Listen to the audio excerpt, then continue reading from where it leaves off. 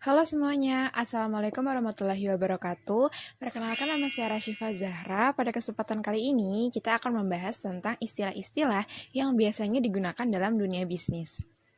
Langsung saja kita masuk ke pembahasan yang pertama, yaitu after sales service. Sebagai seorang pengusaha, menjalin hubungan yang baik kepada konsumen itu sangat perlu dilakukan. Melalui after sale service ini, kita bisa memberikan pelayanan setelah konsumen melakukan pembelian barang, mulai dari pemberian garansi dengan kurun waktu tertentu, pemberian garansi tukar barang, bahkan bisa juga melalui customer service. Tujuannya adalah supaya kita bisa mendengar keluhan konsumen secara langsung. Hal ini juga bisa dijadikan motivasi perusahaan untuk menjadi yang lebih baik lagi ke depannya. Selanjutnya adalah ROI Bill, yaitu dokumen penting yang tidak hanya digunakan sebagai tanda terima, tapi juga sebagai bukti perjanjian antara si pengirim barang dengan penyedia jasa.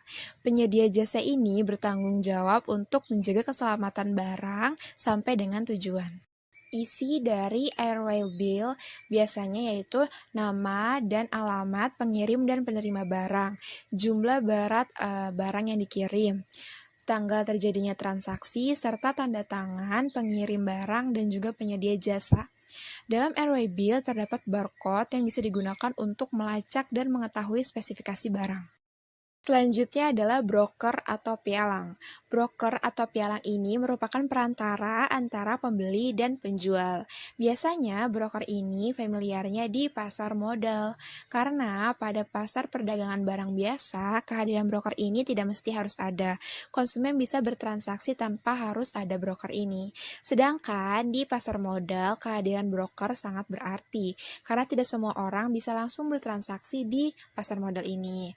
Maka dari itu, gunanya broker ini adalah untuk mempermudah orang lain untuk bertransaksi di pasar modal. Selanjutnya adalah Claim Constituting Bewitch atau CCB, yaitu suatu surat yang dibuat sebagai tanda bukti kerusakan barang. Biasanya surat ini dibuat untuk mengajukan surat pengaduan. Selanjutnya adalah klaim, yaitu permintaan ganti rugi dari pihak tertanggung kepada pihak penanggung sesuai dengan janji yang sudah disepakati. Selanjutnya adalah confidential, yaitu sebuah kerahasiaan. Kerahasiaan yang kita maksud di sini adalah apabila kita mempunyai suatu informasi yang kita simpan di sebuah database, itu tidak bisa orang lain yang tidak berkepentingan itu mengaksesnya. Dengan kata lain, hanya yang berkepentingan saja yang bisa mengakses hal tersebut. Selanjutnya adalah CV. Dalam dunia pekerjaan, CV memiliki pengertian yaitu sebuah riwayat keahlian atau kemampuan kita yang disertai dengan berkas-berkas yang diterbitkan oleh suatu lembaga tertentu.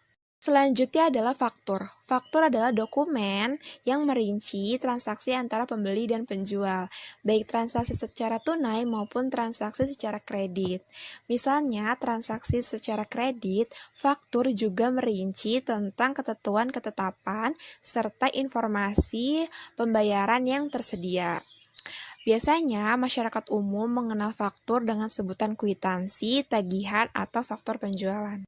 Selanjutnya adalah CV atau Commoditary Venture Shop, yaitu sebuah perusahaan yang didirikan oleh satu atau beberapa orang secara tanggung-menanggung dan bertanggung jawab, dengan salah satu atau beberapa orang sebagai pelepas uang atau mitra diam yang sudah diatur dalam KUHD.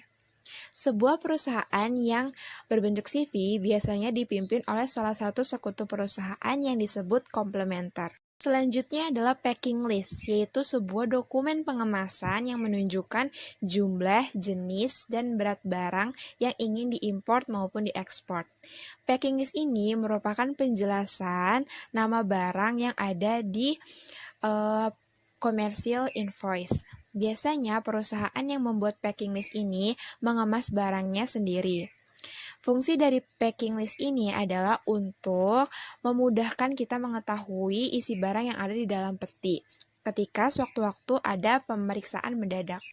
Selanjutnya adalah monster. Monster merupakan istilah untuk contoh barang dagang yang akan dinilai terlebih dahulu mutunya.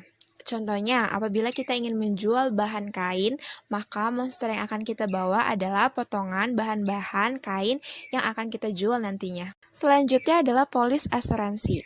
Merupakan dokumen yang menjelaskan suatu perjanjian antara perusahaan asuransi dengan nasabah pengguna layanan asuransi. Biasanya isinya merupakan hak dan kewajiban dari kedua belah pihak tersebut. Selanjutnya adalah Sea Errors Omission atau SAO. Merupakan sebuah istilah apabila dalam suatu perhitungan terjadi kesalahan, maka kesalahan tersebut bisa diperbaiki. Selanjutnya adalah stockholder.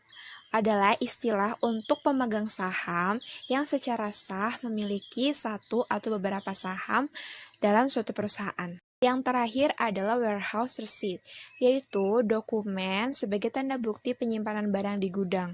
Dokumen ini bisa diperdagangkan atau digunakan untuk jaminan hutang. Itu dia pembahasan kita tentang istilah-istilah yang biasanya digunakan dalam bisnis. Kurang lebihnya mohon maaf. Wassalamualaikum warahmatullahi wabarakatuh. Sampai ketemu lagi di video selanjutnya. Dadah!